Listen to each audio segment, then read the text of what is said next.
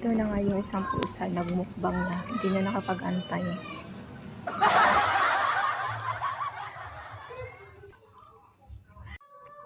Ito yung pod nila ngayon, may halo ng malunggay at saka kanin. Tapos ito din yun sa aso, may malunggay na din yan. Tapos yan, excited na nga siya kumain. Kakain ka na?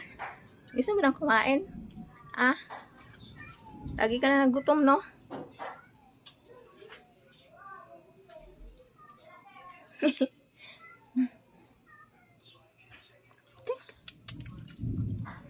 Sabaw nga pala ng manok yung sinabaw ko dyan. Tapos may halong malunggay.